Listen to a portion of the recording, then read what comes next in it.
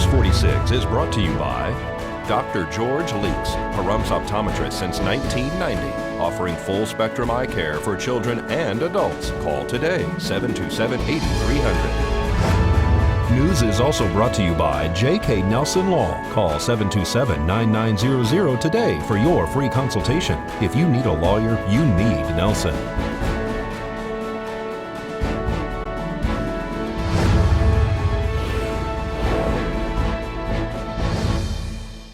Tonight on News 46, a high-speed chase results in a crash. Animal lovers search the desert for a lost horse. News 46 starts now. She's approved. You're watching KPVM News 46 with Deanna O'Donnell.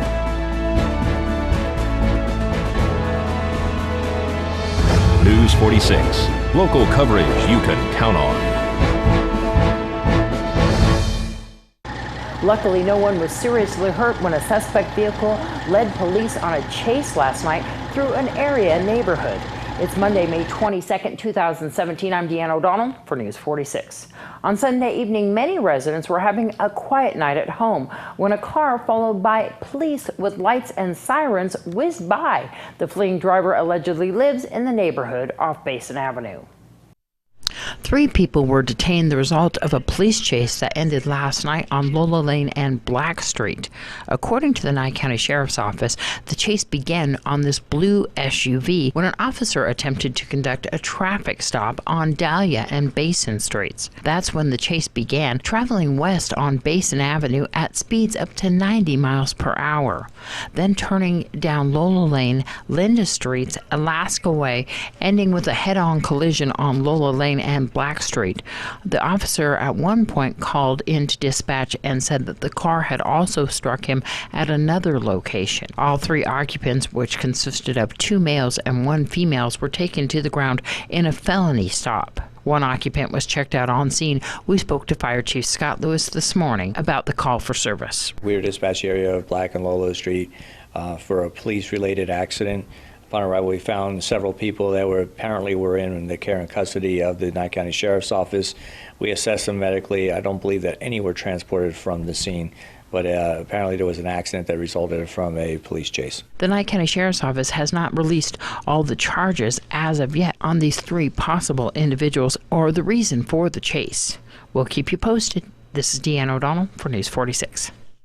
And some sad and shocking news coming in right now. Officers are currently responding to reports of an explosion at an Ariana Grande concert inside the Manchester Arena in England. Authorities have mentioned that there are a number of confirmed fatalities as well as additional injuries. We'll have more on the story as it develops.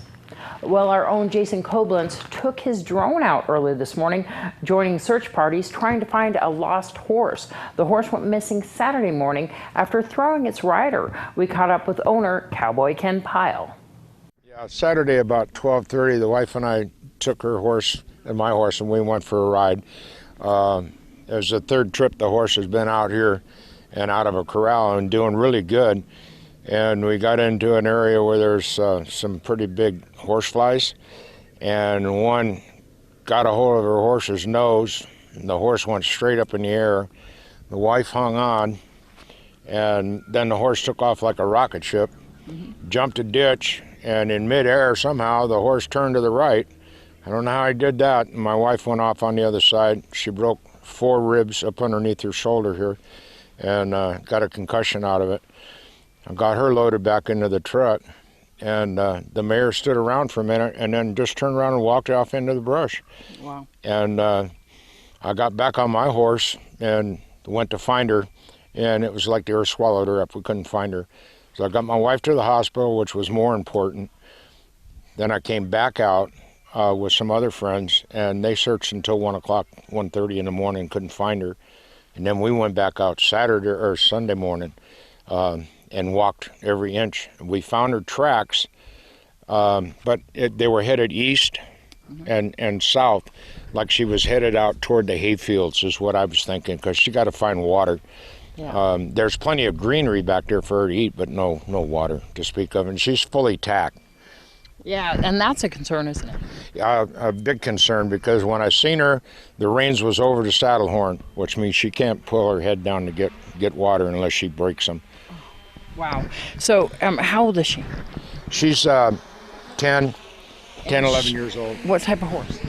She's a Peruvian Paso, and she's jet black. And so she's out here with no water for a couple days now. I know a lot of people have been out here spending hours after hours looking for her. Possibly she's went to a residence by this point. You're hoping maybe somebody has found her. Well, that's what I'm hoping. Whoever finds her, give you a call at the TV station. Okay. My truck's ready to roll with a horse trailer at any time. We were back out again this morning looking. And I went back to the same area several times to see if I could find some fresh manure or whatever. Can't find any droppings anywhere, so I don't know. We're at Game Bird and Barney right now, but you're thinking that maybe she started to head towards the homestead area. Right, that's what I'm thinking, because there's hay fields over there, and a horse will find water, one way or the other. So if she gets a whiff of that moisture in the hay fields, I'm thinking that she would head that way, which all indications point that's where her feet are headed. And the horse in the picture provided is not the actual horse, but closely resembles Ken's mare. Chief Lewis and his crew have been extremely busy putting out fires all over town. Very, very busy the last few days. Our temperatures have risen. We had, significant winds back and forth. We had shifting winds over the last several days, and the burn moratorium goes into effect today. We've received some very nasty phone calls about the burn moratorium, but quite frankly, the end of the burn season ended in quite a bang, if you will, with multiple structures lost because of improper burning and burning beyond the scope of the ordinance. And so it's that time. Our temperatures are now sustained above 90 degrees. And so that burn moratorium is in fact in effect today. We've had 3 structure fires just in the last few days. Tell me about those. We've actually even had more than that, but on Thursday we had a structure fire on Gerald Street on the west end of Pahrump, and that ended up being an electrical fire within the structure.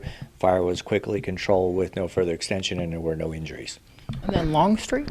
Then we had a fire that occurred on Long Street. That ended up being a makeshift structure at the rear of a property. Again, apparently some kind of unauthorized burning in that particular area. It extended to multiple mature trees, very tall trees, in fact, and it was in close proximity to other trailers. And then tell me about Jim's Court. Jim's Court was another structure fire. It started off as a grounds cover fire that was left unattended for a period of time. The winds kicked up, and apparently it had ignited some of the nearby ground cover and extended directly to an accessory building at the rear of the property. It was used as a tack shop. So that then was about to extend to 2 similar like kind of quality structures, but our crews held it in check. And Hardy Lane? Hardy Lane was a brush fire that occurred alongside the roadway. And as we were suppressing that fire, well, I was talking to one of our firefighters. I looked over their left shoulder and saw a developing smoke column directly to the west. As we were responding and just about to arrive on location, we were dispatched for a report of a structure fire. Got there, found that we had an accessory building at the rear of the house. It had extended to a camper and also extended to a travel trailer. How was that start? That was actually at the hands of an unauthorized controlled burn as well. While the conditions initially in the morning weren't that bad, the winds kicked up and there was a lot of activity with regard to controlled burns in that particular day. You've also had some just brush fires on Horn and Blag and Irene, I believe. Yeah, we've had numerous brush fires. It is that season. The material is dry. Any ignition source, whether it be open flame or even discarded smoking materials, things like that, are igniting these fires. And so you don't have any suspects that are lighting this. You think possibly people throwing their cigarettes out the window? There are several areas within the valley that have experienced brush fires that apparently are at the hands of others. There are several ongoing investigations as we speak. More news right after this.